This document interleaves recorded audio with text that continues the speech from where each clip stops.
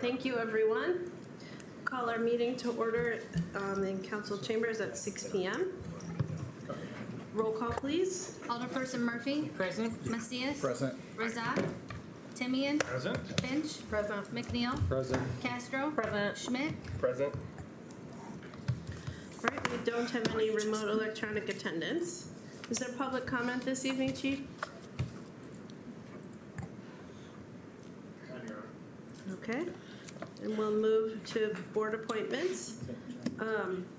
Mayor's reappointment of Jeff Nelson to the Quad City Civic Center Authority for a 3-year term to expire May 31, 2028.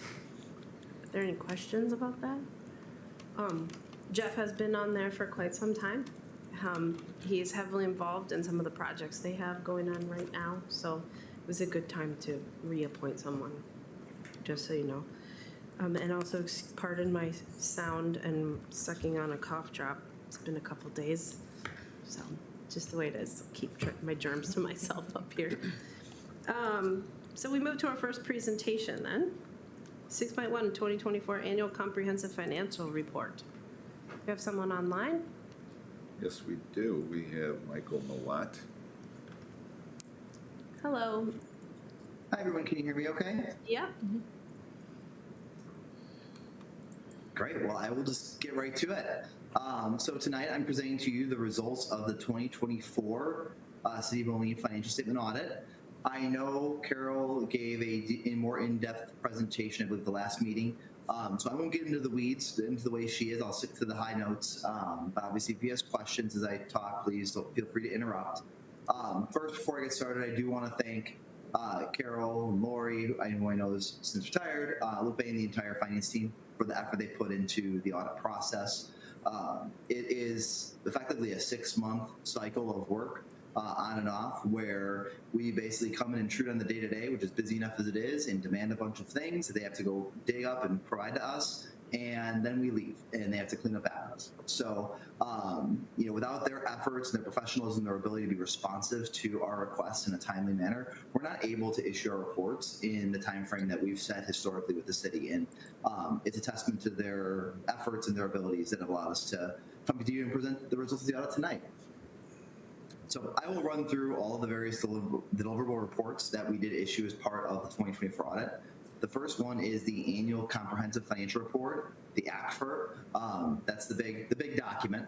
That represents the entire fiscal picture for the city of Moline for 2024. It covers everything. So if you look at that report, everything in there represents the city's numbers and information that is being put out to the public. The only thing coming from us as the auditors, although we help prepare the statements, the only thing coming from us in kind of our words is the independent auditor's report. What that report says is we are giving what's called an unmodified opinion. That unmodified opinion means that we're testing that the information presented in the rest of the report is materially stated and can be reasonably relied upon by the city, by management, by you as the governing body, by bondholders, by residents, to understand the city's fiscal health as of 2024 and to be able to rely upon that information. That is the highest level of assurance we are able to provide in accordance with our standards. So it's effectively a clean bill of health. I know it's a big document, so if you're going to read anything, I do always recommend reading the transmittal letter and the management's discussion and analysis. They're tandem documents or components of the report. The management discussion and analysis really gets into some of the numbers and the big changes financially during the year, whereas the transmittal letter gives a more context from a non-financial nature and some other information related to the city. So the two of those in conjunction with each other really give a good picture of where the city's been, where it's at now, and where it's looking to go. Everything else report, there's a lot of good data in there, but as you move forward through that report, it gets pretty granular and nitty gritty. A couple of quick highlights I do want to point out in the report, just so you know as you're looking through it. There was a slight change, and you'll notice in the presentation, it's a new accounting standard. Basically, if a fund moves from one category to another, we have to still show it and show it leaving. It's a little weird. So you'll notice that in the report. There's some columns indicating that. Ultimately, it's not anything that's impacting the way you do any of your accounting. It's just the way it has to show in the statements.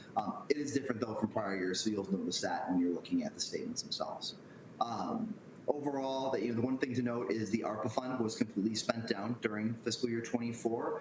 I know for the substantial amount of money the city received, to have spent all of that down before the 12/31 deadline, 24 deadline, is impressive. I'd say most municipalities that I work with that have received similar amounts of funding have had to go into that obligation mode of obligating the unspent funds to spend down in the remaining 2 years and had to scramble a bit. So it is a testament to your ability to identify needs and to spend that money down. But it is something that is different from what we're seeing elsewhere, that it is kind of closed out and cleaned out this year.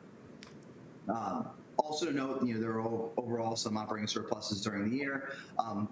The governmental funds showed a $5.7 million surplus prior to transfers, with most of that, with a good portion coming from the general fund, as well as your enterprise funds operating at a surplus during the year. Also, pension performance has been strong the last couple of years and continues to do so.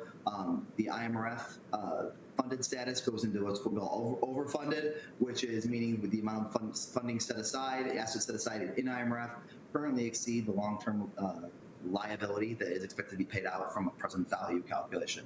What that all means is that your future contributions to IMRF from an employer standpoint, that rate decreases as a result of the funded status. So as long as the health of that plan remains strong as it has been, you should see your rates decline in coming years. There's a multi-year lag in there, but it will have some downstream impacts on what you're required to set aside to fund those pension contributions. Additionally, the public safety pensions, police and fire, both are over 70% funded, and remain pretty stable with prior years. We did see some good returns on the consolidated investment pools.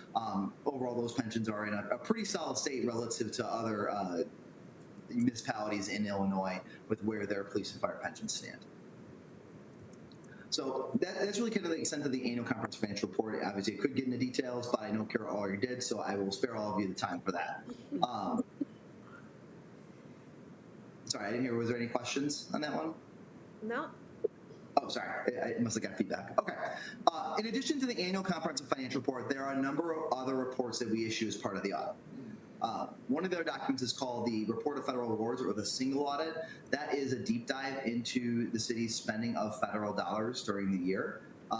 This year, our focus was on the ARPA funding. That was the substantial amount of your federal spending during the year. We do a deep dive, not only into how you spent that money, what you spent that money on, but also a number of other compliance requirements laid out by the federal government over those programs. One of the focuses the federal government has is to not only ensure that you are compliant now, but you also have processes and controls in place to ensure that you remain compliant in the future. So our opinion relates to not only that you are compliant now, but do you have processes in place to help ensure compliance going forward? Ultimately, we were able to issue opinions that did not provide any findings, meaning that those programs are run in accordance with what the federal government expects in those programs, and you have the various controls and processes in place so that compliance isn't just happenstance, it is intentional.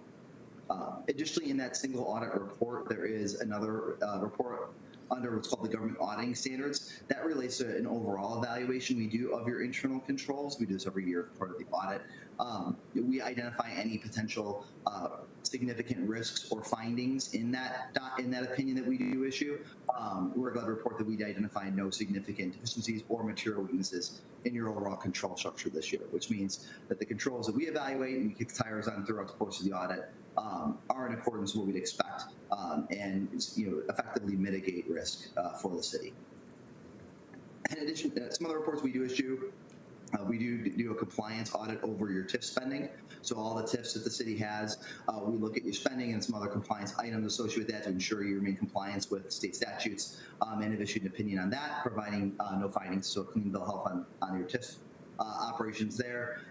We also will issue an opinion on a statutory report where your financial information is effectively regurgitated into a mandated format by the Government Accountability and Transparency Unit.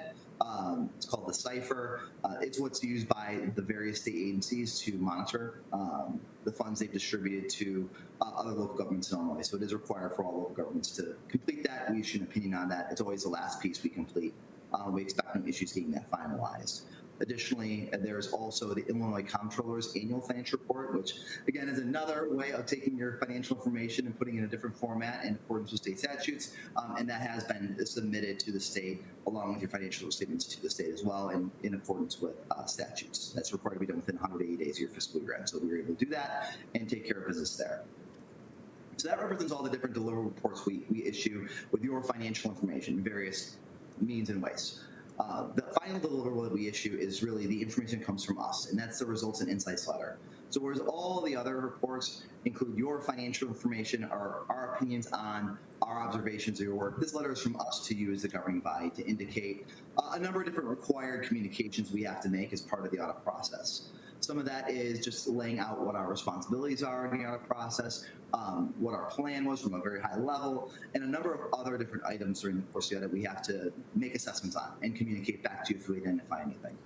I always say that you want that letter to be nice and boring because that means things went well. The letter is not designed to give kudos for a job well done. It's meant to identify issues.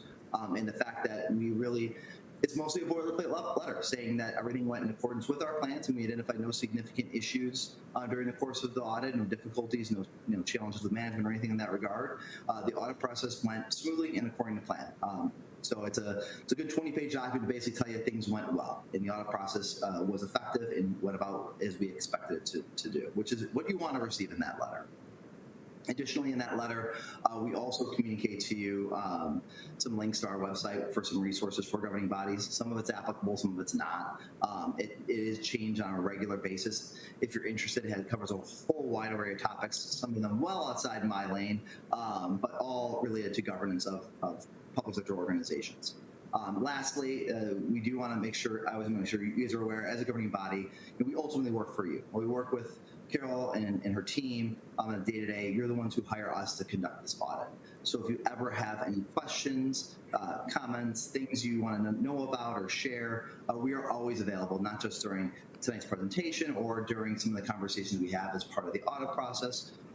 We're available to you 24/7. So if you ever need us for any reason or want to talk to us about anything, please don't hesitate to reach out. So with that concludes my prepared remarks. Any questions? Council? Thank you for all your work. I don't see any hands raised with questions. We very much appreciate it and your partnership with our staff. Great. Thank you, guys. You have a great night. You too. See you next year. What? I said see you next year. Oh, see. All right. Number 7, we are at questions on the agenda. There are none at this point, I believe. So we'll move to number 8, 8.1. A resolution authorizing the mayor to execute an intergovernmental agreement for maintenance of municipal streets with the Illinois Department of Transportation to maintain state right-of-way within the city. Mr. Vitas. Yes, good evening, Mayor and Council. Staff is recommending approval of the agreement, intergovernmental agreement with the Illinois Department of Transportation for a period of 10 years based upon the agreement that's submitted before you. It's renewing an expiring 10-year agreement, and it's based on lane miles, the actual lane miles that IDOT actually has within the corporate limits of the city. And then we maintain those and they reimburse us annually for those costs. So we're recommending approval. If the engineer has anything to add, he's here this evening as well if there's questions. Motion to approve. Second. Motion by Finch, seconded by Castro. Discussion? Mr. Timian? Does the $71,000 and then a little bit higher, does it cover the costs? Go ahead. A lot of it is. A lot of it is. Yeah, a lot of it is tenders. plows and, Timber yeah. work and snow plowing, which is a function of the season, but with respect to pavement markings and things, I would say it doesn't, no. But I talked to IDOT, it's a formula-based program based on lane miles, and they also use traffic volumes, and then I said, well, what happens if a city declines to participate? And I got a phone call from the district engineer. And, I said, I'm not proposing it. It was So just Tricia called you. asking the question. They would maintain it, but your level of service is going to be very low. So it's a protection Mr. racket. Kind of That's like, good. it's kind of like pick your poison. Any other questions? I would just add that historically in every city I've worked in, agreements like this are Yeah, they in all have place, road whether it aids was on Wisconsin where David hails from, and I spent 10 years, or here in Illinois in any of the cities, it's the same song and dance everywhere. And no, it will never cover 100% of the cost. It depends on the condition of the roads, right? That's really what it comes down to. So think of Illinois 92 and think of some of the other Which is streets. the singular most commented street that we receive complaints about pavement condition on. And the And 27th on the way down to the mall. That's another one, yeah. 27 is scheduled for when for reconstruction, David? It A year or something from fluctuates, now? yeah. About a that's what year they or two. keep saying. We're trying to get them to extend it to the north to pick up that piece. Mr. Schmidt? I do want to say, I appreciate your asking that question, as I was about to ask it before you answered it for us. Well, actually, Bob Okay, wanted well, me to I asked you. I it's, can't take credit. but I also know that as we look at it and that service level, it just, Moliners expect that service level. We need to maintain that service level. I think that's where we'll land, and be glad we're getting any help, because they could just say, this is all your responsibility without that. So. Yes.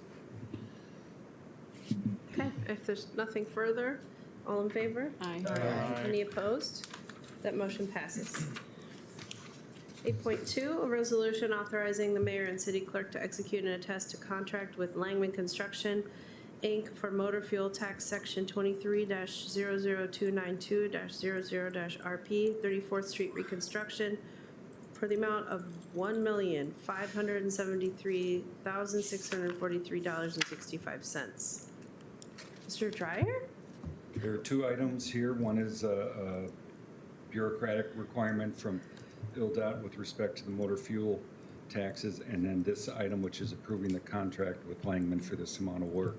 This is a street reconstruction that we've been looking to do for a number of years now. It's been delayed from last year, so we're hoping to be able to get it going this year. That is just why we have both items on the agenda twice, so that we can let the contract and get construction underway. The street's is in poor condition with the pavement condition rating, and it'll be a good improvement.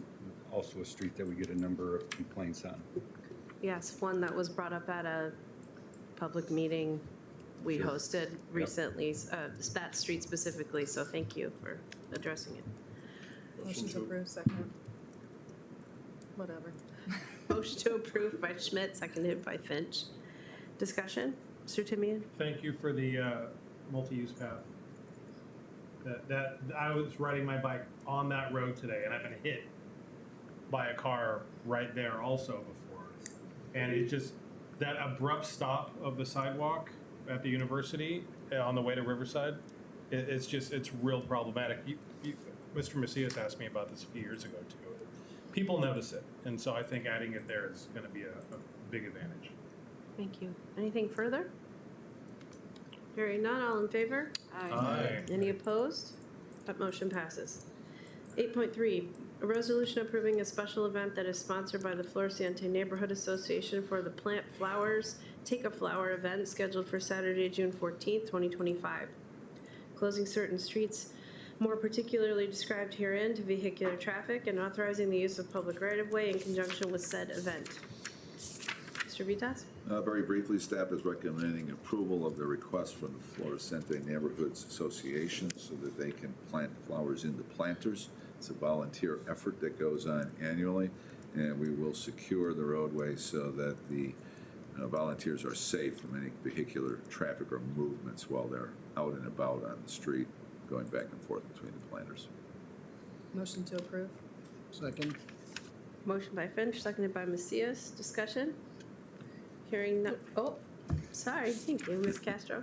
How is that going to be secured? You said that you were going to make sure that it was locked off. What are we going to be barricading or moving Barricades things will or? be installed by the Public Works Department. Okay.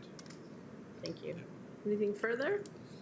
And we are not charging them, just so you're aware of it. There will be no charge for this. Thank you. Thank you. If there's nothing further, all in favor? Aye. Any opposed? That motion passes. 8.4, a resolution approving a special event that is sponsored by the Glen Oaks Neighborhood Association for the Morgan Park 4th of July Parade, scheduled for Friday, July 4, 2025, closing certain streets more particularly described herein to vehicular traffic and authorizing the use of public right-of-way in conjunction with said event. Staff is recommending approval as requested by the Glen Oaks Neighborhood Association for the annual 4th of July parade. I'm not sure which one this is. Maybe Alderman Macias knows, but they've been doing it for so long, maybe they lost count. Well, it's not a typical parade, it's just the neighborhood walks basically around the block. And kids bike around the block. And that's the shortest parade you'll ever see. So, but it's a great tradition. All right. Yes. Thank you very much. Motion to approve? Second. Thank you. That's Finch, seconded by Castro. Discussion? Hearing none, all in favor? Aye. Any opposed? That motion passes. 8.5, resolution approving the special event application for the Moline High School Homecoming Parade scheduled for Friday, September 19, 2025, that is sponsored by the Moline High School, closing certain streets more particularly described herein to vehicular traffic, and authorizing the use of public right-of-way in conjunction with said event. Turn this over to the chief. Well, good evening, Your Honor and Council. I previously made you aware that we had been in negotiations with the school district to make some changes to their homecoming parade held annually each fall. This has gone on for about 2 years. We have tried to come to an agreement on moving them off of the Avenue of the Cities. So there's just an inherent element of risk associated with parades and festivals. And you know, over the years, we've invested heavily in bollards and Mercado and protecting these events. You know, using roadways that are meant for vehicles for pedestrian activity, and particularly children, is extremely risky. So risk, as we define risk, is something that creates or suggests that there's a hazard. And we have to determine, or you have to determine as policymakers, is what level of risk tolerance that you have, your willingness to accept some level of risk. Certainly, we can eliminate the risk by not having any of these festivals, not having anybody on the streets, not having any mercados or parades or anything like that. And obviously that's not community friendly, it's kind of a drag. So we have to determine what we can do to get to a level of risk tolerance through risk mitigation. So the question is, can we minimize the risk? And so in the police department, we're often the bad guys because we're, you know, I'm frequently telling somebody, hey, this is a very risky activity, a very, very risky event. And it's just not the normal civilian's perspective. Hey, we just want to have fun. We just want to have a party, a band, an event, a parade. And they don't understand that certain areas or certain events have a higher level of risk. So the other issue that we have to confront, particularly, and we'll just still call ourselves a small town, is that we can no longer behave like we did when we were children and say it won't happen here. So to give you some perspective, Highland Park, a population of 30,272, 57 sworn police officer staff. On July 4th, 2022, during their 4th of July parade, 7 people were killed and 48 injured in a mass shooting from a rooftop elevated shooter. Waukesha, Wisconsin, a population of 70,446, 123 sworn police officers on November 21st, 2021, a Christmas parade. 6 killed, 62 injured in a single vehicle that drove through the parade route. Heidelberg, Germany, population 239,000, December 20th, 2024, Christmas parade, 6 killed, 299 injured in a single vehicle attack. And then one of the most recent ones that you probably remember, New Orleans on New Year's Eve/day, population 364,900 sworn police officers, a New Year's street festival, 14 killed, 57 injured in a vehicle attack. So the commonality here that we can draw from that is that the size of town is not a factor. So on June 20th of 2023, the city of Moline, along with your guidance, ended allowing parade applicants to pick their own routes. Outside of this little shortest parade ever, the parade routes now are on River Drive. We have limited availability. They can't pick the routes that they want. We can tell them you can have a parade, but these are your options. We had grandfathered Moline High School, and I guess in essence this one as well. I'm kind of not really counting this one because it's kind of a unique little walk around the block, and it's in a very small residential neighborhood. We had grandfathered the Moline High School parade in because of high school staff assistance, the relationship with the high school, the unique time it occurs during the day, and we have a lot of people there. And it's also been reduced from that. Any of you that went to Moline years ago, it used to go all the way from the school all the way to Wharton. That became problematic with the state crossing I-74 and all the ramps and all that stuff.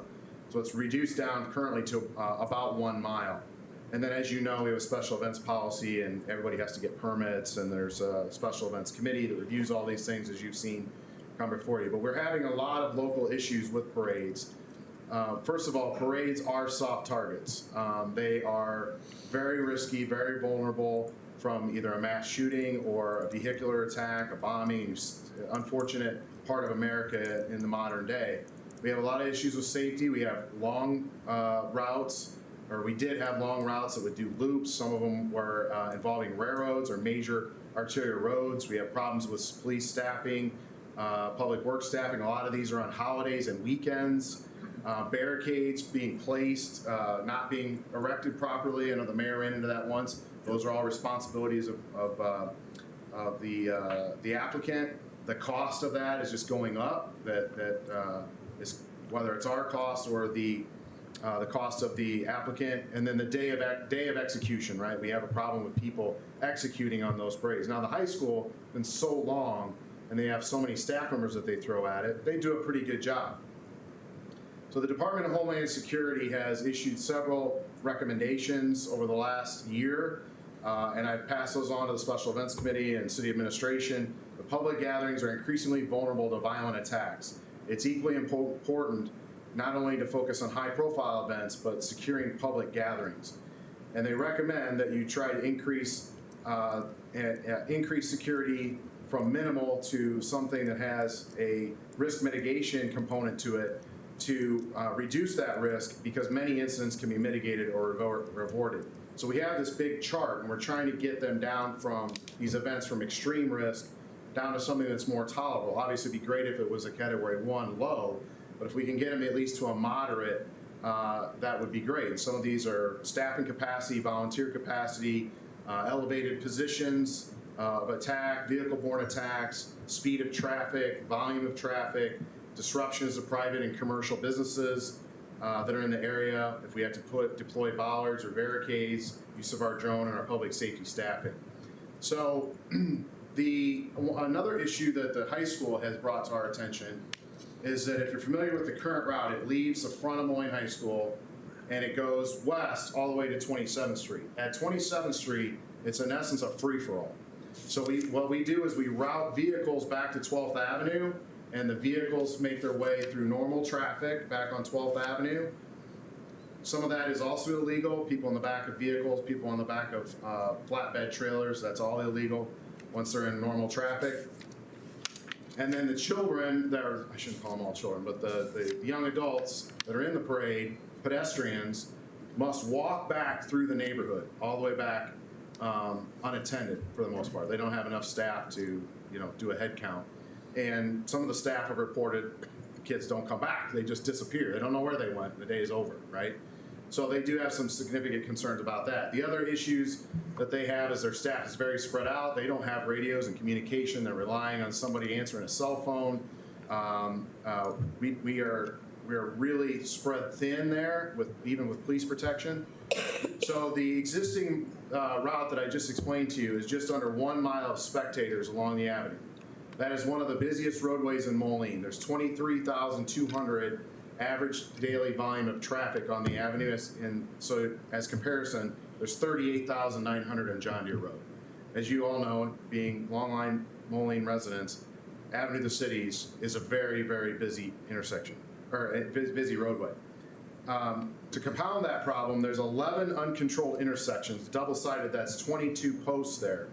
So even though we're not charging them because we have on-duty staff, we're expending about $2,600 in police services, and we still have 16 intersection posts that are unsecured along that route as of today. And there's no ending zone, and students have to walk back, and Moline High School staff are spread out. The other thing to point out to you is, so think about some of the businesses that are up there. There's banks, there's oil change places, the gas stations, the cannabis, Terrace Cannabis place. Those all have parking lots with multiple entrances to them, right? And so you could get through a back alley on the north side of the Shell station, for example, come through an alley, get into the gas station, and then come out an entrance, a driveway entrance to the gas station. We don't secure any of those entrances on any business along anywhere on the Avenue of the Cities. There's just way too many of them.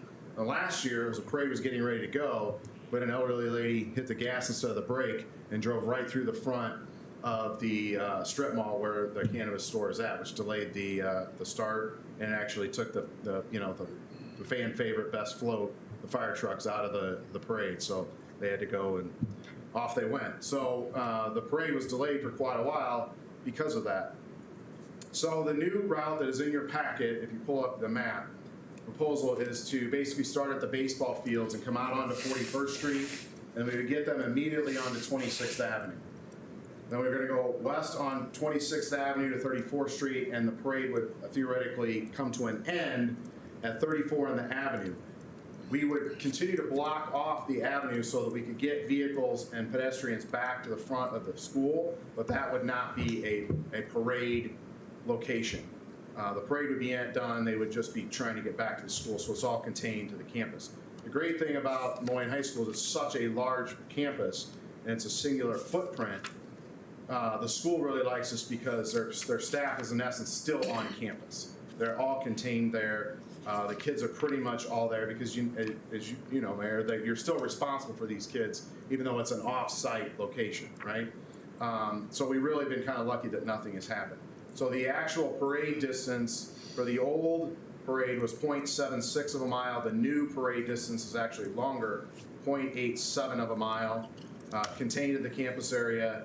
And as I said, there would be no spectators on 41st Street or Avenue of the Cities. Those are just routes for us to get them started. There are 13 single-family homes on 26th Avenue. There's 9 driveways, and there is a gas station at 34th Street. So we'll have to work through some of those, but it drastically reduces our pain points for uncontrolled areas there. So working with the school, they're going to have a few things that they're going to have to work through with, like the larger floats going over some speed bumps, but they can work through that. But all that staging would be done, in essence, on the south side of the pool and the baseball fields. They'd be ready to go, and then they would come out on the 41st Street, take immediate right at Whitey's, and then the parade would begin. So it's reduced vehicle threat, less side street vulnerability, contiguous to the campus. High school staff is closer. Designated staging and ending zones. Students are not walking back. Volunteer drivers are not driving kids back through town on the back of boats and in back of trucks and flatbeds.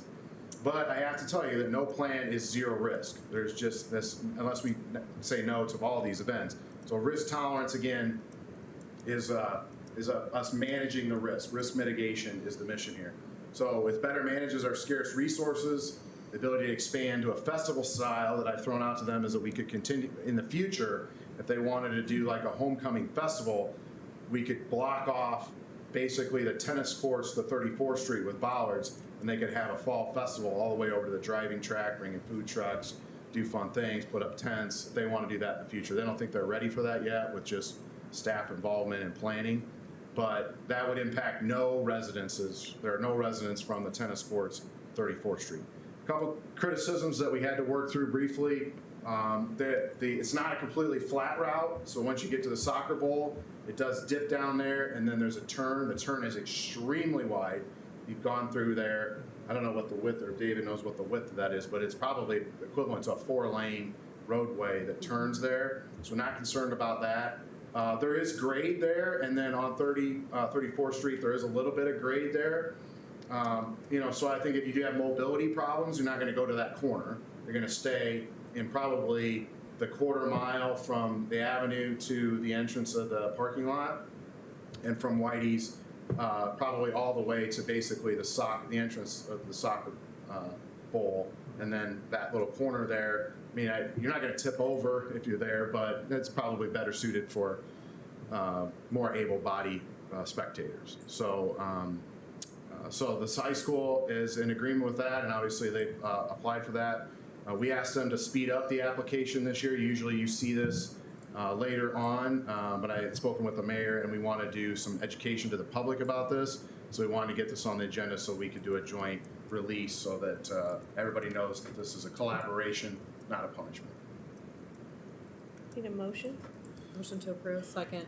Motion by Finch, seconded by Castro. I see hands. Timian. As part of the education, what are we going to tell residents about parking? Well, yeah, that's kind of, what you mean, residents that live there or? People that want to walk. Yeah, so, well, right now, do you know what's happening is they take over Neighborhoods. businesses. Oh, You know, businesses. They take over, they just show up at McDonald's, at Adolph's, well, Adolph's is closed now, Grinders. They just, Banks, yeah. yeah, banks. I mean, it basically shuts down commerce on the end. I was thinking if you, staff and the school board could maybe work to identify ahead of time places that are okay with them parking. For example, even though it's not the parade route, there is a church near Hy-Vee on 41st, near the softball Yeah. fields, right? You know, they could maybe give some spots there. Do you see what I'm saying? Yeah. Like, Yeah. Could you identify parking and have that be a part of the The message. education? I the guess messaging? I might have to defer to Bill here. I would be maybe a little concerned that then if something happened on those parking lots and we had agreed to it, that we would somehow have some sort of vicarious liability, potentially, that maybe it's, I mean, here's the problem in Moline, and we talked about it, whether it's snow routes or downtown, is that a lot of people demand front door parking, right? And in certain areas, we do not have curbside front door parking to everything we have here. And my general answer to you is they make it to the avenue, and I'm pretty sure they're gonna make it to this location. There might be a little bit more of a walk in certain areas, but they're gonna adjust from, further over by 27 to 30, the 3,000 blocks, and they're just gonna shift over towards Hy-Vee and, down to the library and things like that. But the Moline High School parking lot is not open for public, Right. so we should probably get that That message. has But to, it's never been open to public They parking. might assume though with the route Right, being yeah. there, so. Yeah, we'll have that. thank you. Yes, Ms. Couple Castro? of questions. Are there, on 34th Street, is there on-street parking right there? Is that going to be blocked off? I think on the Yeah, there's, Yeah, on the yes. west side. west side, there's Yeah, on-street there's- parking, I right? So think will there there be might be two bike signage lanes or? there, actually. Is there a bike lane on There's a both bike sides? lane on one Uh-huh. side, On one but then side. there's on-street Yeah. parking, yeah. So there's very few residences. There's 9 residences, and there are I don't have it in this slide here, but there's a handful. I think 4 down towards the intersection of 26 and 34 that do not have any alternative That access was going to to the be my house. next, that was gonna be my follow-up question, because I know that there's houses that are right there, so Yeah. I'm just hoping, there'll be communication with those Yeah. residents, and if there's Yeah. like some kind of emergency, there's a plan to be able to get emergency vehicles into Yeah, that back area. it's so where they're wide at. there. I think we're really going to be okay. But the rest of them up past about just one block. Then you can get it into all those houses from the backside from the But there are a couple, I think, that alleys, only yeah. have like the driveway Yeah. on to And then 34th Street. there will be a few residences on 26 closer to Whitey's that will be inaccessible unless they walk through the school, right? They won't be able to get to their houses for a short bit, but that part of the parade will end first, right? So it's going to go through there, and then we'll open it up, and then so that should be fairly minimal because we really don't shut it down until it's go time, and then okay. I think you make a good point, Ms. Castro. If the more we can communicate Yeah. with those affected ahead of time so they can make plans, the Yeah. better. Mr. McNeil? Yeah, thank you for discussing all the safety concerns. Attending parades and having driven in parades, a safety concern of mine is children running out to, like, albeit Candy. slow-moving traffic. Mm-hmm. And this might be unpopular, but I would love to see a parade where we're not throwing sugar at kids. Right? Honestly, Yeah. it's one of our children's greatest health concerns and safety concerns, and so I don't know if it's worth suggesting to parade organizers. Could we not throw sugar at the kids, or is that just going to be Well, I'll defer to Bill, but that's certainly your prerogative. Your prerogative as a So, yeah. your prerogative as a council. It's a policy decision. You could make a rule that parades cannot throw candy. Yeah. Good luck. A lot of cities do that. I knew it'd be an unpopular opinion, but There's a Well, lot of and cities you that do meant, it. Mr. McNeil, you did mention safety first. There are Yeah. other places, big cities that put up, horses, you know what I'm talking Gates, about? cattle gates? It, where people stand behind for Yeah. for parades. Like I don't know that we have the resources for that, but there is, every parade I've walked Yeah. in, it gets skinnier and skinnier and Yeah. skinnier because people are not making their kids stay on the side. That would be, to your safety point, a better option, but I'm not proposing that. Yes, Mr. Macias? Well, and even little kids who are there unattended without parents. Like, Oh, right. they show up there, we've seen it, and we're wondering where the parents are at because they're taking all the candy from the little ones. Yeah. But yeah, there's unattended kids that show up, so. But again, we can mention this, but still, we're gonna get kids showing up without parents. I'll try. And, yeah. Sure. Maybe- I mean, you're speaking my language. These events give me high anxiety. A lot. We know. Can I just say one more? Yes, Joe. Thank you. I've been in many parades, many of the homecoming parades, and it is a crazy free-for-all, especially at the very end. I always thought it was crazy when they did cross over 74 because I witnessed some kids throwing candy over that overpass before. And I always thought it was odd that they were ending right at the cannabis, right at the dispensary also. So that's kind of nice to get away from there too. So thank you. Thank you. If there's nothing further, all in favor? Bye. Any opposed? Good Lord, did you all lose your energy? Okay, motion passes.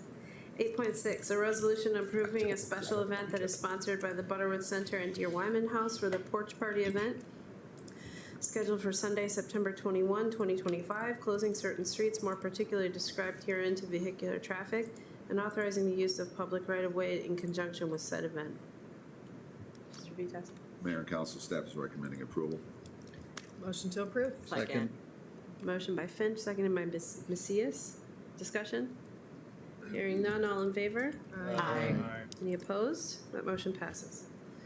8.7, a resolution authorizing the chief of police on behalf of the city of Moline to execute a multi-jurisdictional law enforcement agreement between local law enforcement agencies. Chief. Thank you, Your Honor. Council, you've seen this agreement, well, maybe it was last presented to you in 2020. You'll see a large number of municipalities and counties and agencies in the first paragraph of the agreement that already exists today. We have this agreement in place so that we can help each other in times of crisis, such as civil unrest, where crime has caused a depletion of resources, natural disasters, and things of that nature. Back in 2020, when we presented this to you, we had expanded it to several Iowa agencies, including like Clinton County. At that time, the Arsenal declined to sign the agreement. So we have not had a mutual aid agreement with the Arsenal for the last almost 6 years. The stark reality is that if they, in that time period, and until you potentially ratify this agreement, if something happens on the Arsenal, we're not going. The police department is not going. We have no authority on the Arsenal. We have no, in essence, protections, and it's a federal institution. So if they call for help, no law enforcement agency can go. So this has been a sticking point for a couple of reasons with the Arsenal over the years, and they finally got some movement, and they are willing to enter into this agreement. So the agreement that is in your packet has modifications that include changes in red. This was drafted by the Scott County Division of the Sheriff's Office and their legal department in conjunction with the U.S. Army, and Bill's reviewed it. There are a couple of areas I'd just like to point out is and I don't know if you want to cover this, Bill, is that the federal government really cannot indemnify us. Do you want to just mention that? I'll address it. The way this is written, there is indemnification among all the local law enforcement agencies for anything that they might do when there is a joint operation. Indemnification is not something that the commander of the arsenal has the authority to give to local law enforcement agencies. So the way this was crafted, it gives the maximum amount of right to sue that can be given with the authority of the signatory.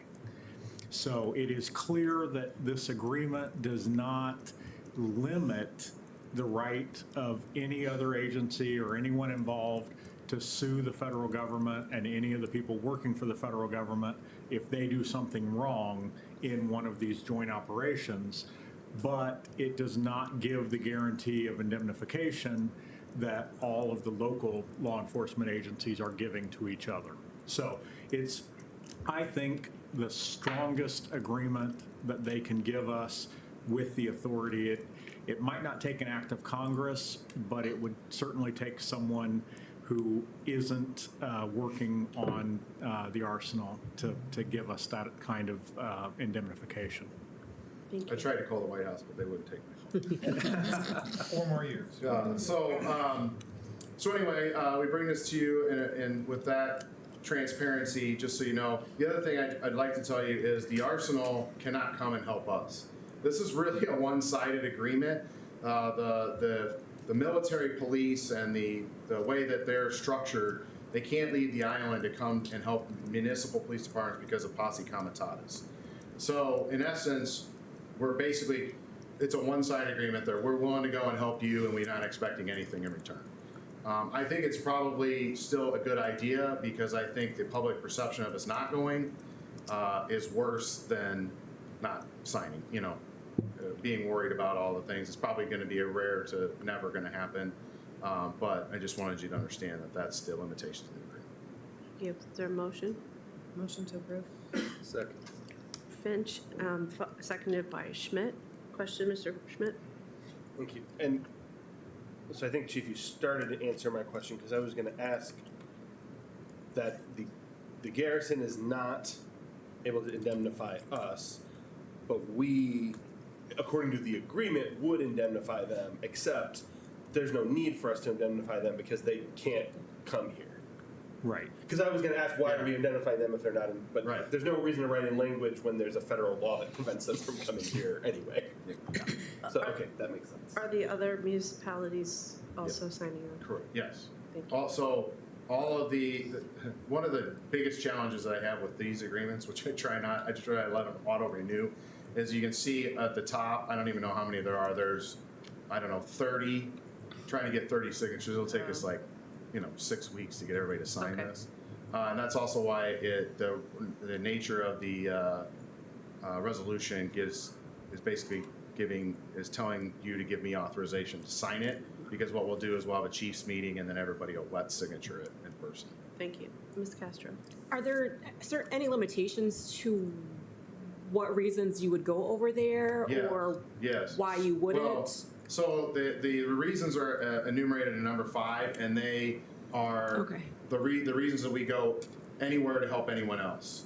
So the number one thing is anybody that wants help has to ask for it. We can't just show up and say, hey, we're here to help. So that's the number one thing, is that someone in another agency has to say, we're out of resources. Can you take that call? Can you come and help? Can you send a dog? Can you send a SWAT team to help us? So that's the first thing. The second thing, so it says a party may make a request for assistance from another party when the requesting party has concluded, and then these other things. So essentially protect life or property needed in conjunction with an investigation of multi-jurisdictional problems such as gangs, major crime, drugs, civil unrest, potential life-threatening situations, or natural or man-made occurrences. I can tell you today, this happens all the time. We are assisting each other in other localities all the time under this agreement. Mr. Timian? Do we have something similar for fire? Because I see the fire trucks They- on our side, off the arsenal, so they can leave. There's not a magical wall, but I don't know. And we respond to incidents there too, correct? Yes, we do. We don't go there for fires too often. They don't have a lot of fires there. They come to us more than we go to them. Okay. Same with the EMS. We do have an agreement with them through the Mavis 43 division. We have heard, since my becoming chief, the former garrison commander had a bit of an issue with that agreement, but it lasted a couple days. We explained our situation, and they came to agree So to sign the Mavis agreement. There's more leeway with fire assistance than police in terms of them coming off the island. I can't answer that. No. Yeah, I can, and the answer is yes, because of the issue of arresting a United States citizen for a violation of the laws when they're military police installation. Right, makes Is sense. that the best answer, Bill? Different Thank you laws. very much. Any other questions from the council? Hearing none, all in favor? Aye. Any opposed? That motion passes. 8.8, a resolution declaring the property located at 3620 38th Avenue, Moline, Illinois as surplus and authorizing the mayor and city clerk to execute and attest to a purchase and sale agreement and do all things necessary to convey the above referenced city-owned property to Scout Capital Group LLC. And authorizing the city attorney and staff to do all things necessary to complete each of the city's responsibilities and enforce each of the city's expected benefits as referred to in such agreement. Okay, well, here we are. Come on up, Chris. At long last, going back years now, in fact, long before I was here, in fact, all the way back when Chris Mathias was here the first time, before he left and then came back, we all know about the property sitting over there along John Deere Highway. And we had that property appraised years ago, probably 2 years ago, maybe 2.5 years ago, and looked at how do we go about disposing of it. So fortunately for us, Scout Capital Group LLC reached out, saw the property, reached out, and started a conversation. They started a conversation. It was very general. We didn't know who they were representing at the time, and as we went through that dialogue and discussion, we started to learn more and more about who the potential end user would be. And I'm going to let, of course, Chris kind of explain, where we are today.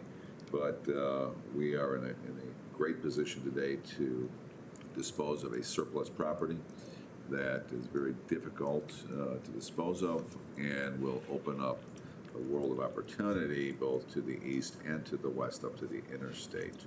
And that's a big part of this, is how do we open up that undeveloped, underutilized property between, between the interstate and I-74 and John Deere Road. So with that, I introduce Chris Parr. Take it from here. Thanks, Bob. As you mentioned, difficult to develop parcel, so big factor why it's been sitting there since it allows a for sale sign to actually have faded letters on it. Did you get your picture? So Chris's name is still there. We don't have city provided utilities to the site, so that's a fundamental piece. So don't have city utilities provided to the site. So fundamentally, it's a very difficult to develop parcel. The capital expenditure is real to bring utilities to the site. It takes a very strong situation financially to be able to unlock the site. So that's why it's been sitting there for so long, with the opportunity with Scout Capital Realty and as a land developer exclusively for Texas Roadhouse restaurant. We now have that opportunity. So the strength of structure to get our sales price, which was not where we started at all, so we are again above our appraised price for it. Part of the site too does have topographical issues, so only about 0.57% of the site is really usable, and that's where the land developer's pricing really is. So actually the sales tax rebate that we're offering, which is $350,000 of sales tax rebate back to the property, back to the developer, only through the operation of a Texas Roadhouse restaurant, gets them to their sales price. So really they're getting to, their pro forma but we're getting our sales price so that we're creating a source of revenue to address the utilities to bring to the site. And then upon their success, then they can get the rebate back to get them to their land price. So we think we shielded ourselves from, well, we think we did good on that We one. know we but, did. Yeah. So with that too, because it has multiple layers and it has multiple steps, we need to manage the process of how we deliver sites to utility, how deliver utilities to the site. They are land developers, so they need our utilities for them to do their scope of work. So long story short, we'll have a sales tax rebate agreement that goes along with the purchase and sale agreement. We'll negotiate that, $350,000. It also has a cap, so we don't, this isn't extended in perpetuity, it has a cap of 7 years, so it's not to exceed 7 years. So it's for them to make that money back in 7 years, doesn't go past it. A repurchase option, so again, it's only for the delivery of a Texas Roadhouse restaurant. They have to commence construction within 2 years. If they don't, we have the right to purchase it back. And then our construction escrow agreement. So we will have that agreement in place for us to be able to go close on the property, fund the sales proceeds in escrow, and for us to then have that source to pull down from to do our scope of work to deliver the utilities. So I think that manages the risk there as well. So those will be 3 separate agreements that will travel along with this purchase and sale agreement. Thank you.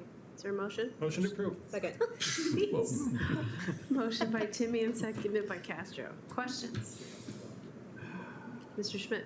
Yeah, and the site improvements are going to be necessary from our end. What is the total cost estimated on those? Yep. So 1.2 is, I think. About 1.2 yeah, million we've run between the through those. roadway and the lift station and the sanitary line. And that's really what's been holding this property back, is that even when I first met Tony Lodi, we talked about this property and how to move it. And the big problem was the whole issue of getting the property sold so that we can pay for those improvements, because 4 years ago, we were in a much different position financially. So we're in a great spot right now to use the $800,000 toward those sewer improvements, and then look at doing acceleration, deceleration to the site that David Dreyer's been working on with IMEG. So, you know, there's been a lot of hands in here, whether it was Chris Mathias or David Dreyer or Bill Atkins, myself, or Chris Parr. A lot of people involved in trying to structure this so that it would work for all parties concerned and get us a great restaurant that generates $8 million in sales annually. So they'll outpace Chick-fil-A. Just to add to that, Bobby mentioned before, but to put some more detail to it, opening up additional land. So to the west, it opens up an about additional 24 acres of unincorporated land not served, and then 2 acres to the east, so about 26 acres just of land. You know, it's a little bit more sparse, unincorporated, not as dense, but that's what it does, open up for utility services. Thank you. Yes. Ms. Do you have an Castro? estimated time frame of how long? No, not, I mean, When can I eat? no, not when can I eat there, but say how long will it take to get the land, the utilities the way they need them, and when might they break ground? Yeah. Quite some time, permitting from Illinois EPA, things to connect to the sewer with the lift station, it'll take some time. It also has to be jacked underneath Johnny Road, so it'll be an involved project. Thank you. Probably a year and a half, you think? Yeah. Mr. Thank you. Timian? Did I understand correctly that the lift station is adequate for all of the acreage to the west as well? So we're oversizing it. We sized it for Okay. opening up all those parcels. Awesome, thank you. Thank you. Mr. Schmidt? You had mentioned kind of that they have 2 years to get up and running. When does that clock start? Is that after our improvements are done, they have 2 years, or? We'll incorporate that in. So once we get our schedule back, that'll be fundamental. So we'll demarc based on our scope and where we are delivering the ability to do that and size it, time it out there. So we'll consider that schedule. Anything further? Hearing none, all in favor? Aye. Any opposed? That motion passes. Thank you very much for all your work, everyone. We move to our informational, June 2025 status and information report. Mr. Vitas. Yes, thank you, Mayor, members of council. Just a few highlights I always like to point out, because there's, quite a list, but you will, on June 17th, have a presentation by Brett and Donnie, I believe both of them, on the MKSK delivery of the Riverfront, I-74 Riverfront redevelopment plan, I-74 reimagined plan, as we like to refer to it as. That is coming forward. We've pretty much wound down our discussions and done the final review of the draft final plan for your review, edification, and approval in July. So we're almost there. The comprehensive plan is out the door. Thanks to Chris Mathias and his team. That is out there on the street now between the American Planning Association and other avenues that we use. So we expect to see that coming back, I believe, in July, if I'm not mistaken. July 11th. So we are moving forward with that. Did us have a successful bike to work day? I did not bike to work. I don't have a bike, so I just did the usual. But we did have a number of people show up, and it was quite successful from what I understand. And thanks to Ashley for working on that project. Hopefully you saw the new banner, Be City USA banner up on the garage. We want to take advantage of what's on the garage. Those steel structures were there for a reason, you know, more so than decorative. We're going to decorate them. So the next one that's going to be happening will be Tree City USA. We are going to distinguish ourselves apart from our neighbors on both sides of the river in our successes, and we're going to use all avenues to do it. But that will be the next sign that will be going up, and Ashley is working on that as well. The solar farm RFQ was issued. It is out, and I expect Barry will see that is it June 30th deadline? Yes. June 30th is the deadline on that, long awaited. All the land acquisition is done, and I'm happy to report that the leases for the tenants who are currently on the 7th Street properties end at the end of June. So we should be seeing all of those properties vacated at that time. I know you were all at the Moline Library Gardens ribbon cutting, still waiting for the pictures to be printed so we can put them up with the staff and the council and just the council. You know, similar to you see in a hallway, they took great pictures back in the day. Well, we're going to put stuff on the wall now so that they can remember us 100 years from now as well. Okay? So they're not alone up there. We'll add some color to the wall. Plus, we're all better looking. The dredging project at the marina has gone splendidly. They are winding that down very, very quickly. Eric's done a great job of coordinating that. And as you can see, if you go over to Bridgepoint 485, you can see just how much fill came out of there. Just a significant amount of recycling that we can do with that material to use on the site as we elevate it going forward based on the MKSK plan. And the only thing that's not on here, but I'm going to mention it, is David notified me, I believe on Friday, that the Federal Railroad Administration has done what? Approved the quiet. What? They have approved the quiet zone. We are going to get a quiet zone, so that's going to be really wonderful. It's five of the intersections that cross the railroad tracks, so that should bring some quiet to downtown and those who work and play and reside there. You know, I'll probably miss those whistles from my house, from my bedroom at night when I'm sound asleep. It's awfully loud, guys. I can hear it up there through the closed windows. So with that, great results, and looking forward to next Tuesday when we actually do our strategic planning. So it's coming up quickly. Mr. Timian? Were we approved for 23rd Street, or was it just, oh, wow. That, 12th to 23rd. nice. Good job. Yeah. Yes. How far west? That's 12th. Thank you. Other questions, comments on the status and information report?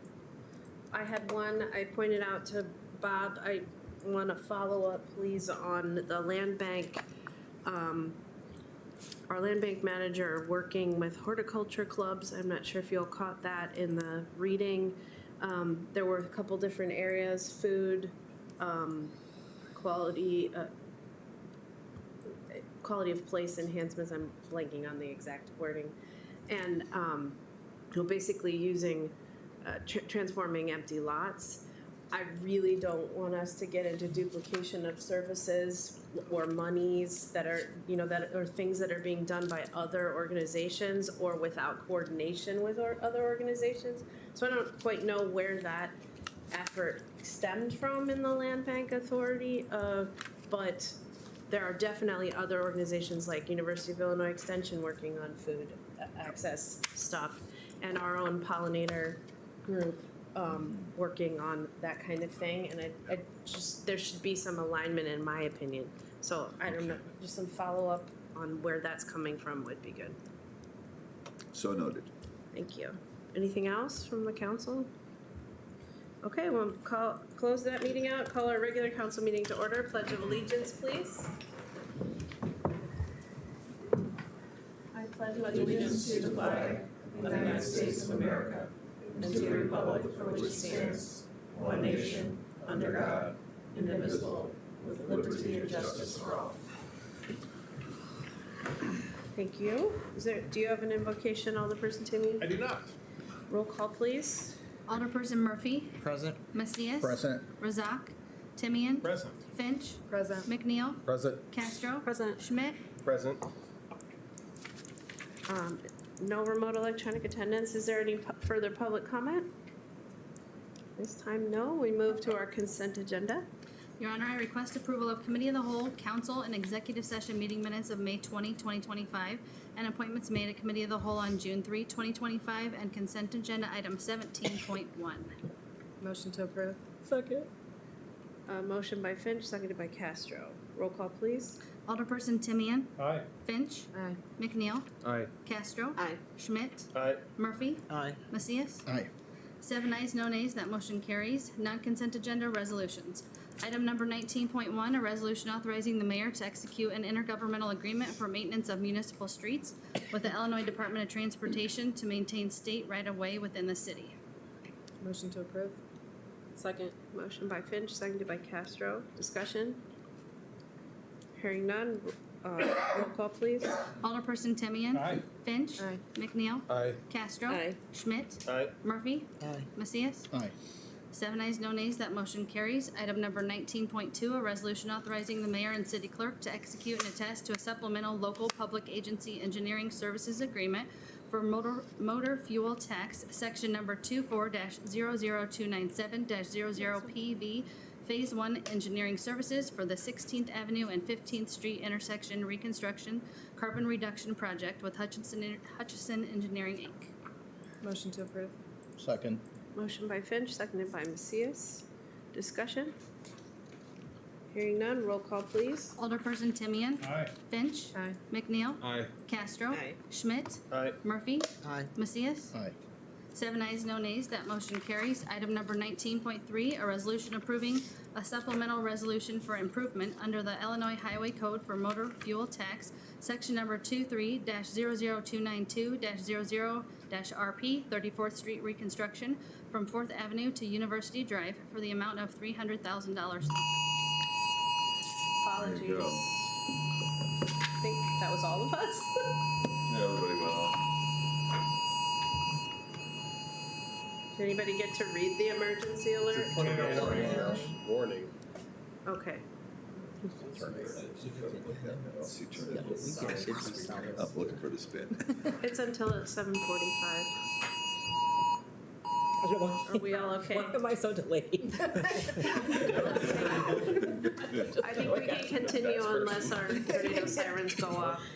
I'll leave it to our chiefs to tell us to. I would prefer that. Okay, so we are, we're in the middle of moving to 19.3. Right, I need a motion and a second. We needed a, yes. Motion to approve. Second. Motion by Castro, seconded by Finch. Discussion? Roll call, please. Alderperson Timian. Aye. Finch. Aye. McNeil. Aye. Castro. Aye. There Schmidt. you go. Aye. Murphy. Aye. Macias. Aye. 7 ayes, no nays, that motion carries. You want me to continue? Chiefs, do you have a recommendation about continuing, or Mr. Atkins? I really think, given the state of the alert, that we should be reconvening to another location. as your attorney, I have to advise you about the potential liability. Can we convene to the downstairs lobby, which, is that We safe could go enough? downstairs and continue down there with our business, but I think it's really a bad idea to continue when we have warning sirens going off on the top floor of our building. Yeah, yes, the logic, I understand your logic. Is there an opinion from the council? Yes, Mr. Smith. Well, I was gonna ask, is there a motion that would need to be made to that effect? You could actually just move to recess, and then we can reconvene. Everyone here has to be told where we're reconvening, and then we can reconvene in 5 minutes downstairs. Okay. I make a motion to recess for 5 minutes. Second. Motion by Schmidt, seconded by Finch. All in favor? Aye. Any opposed? All right. Thank you for indulging me.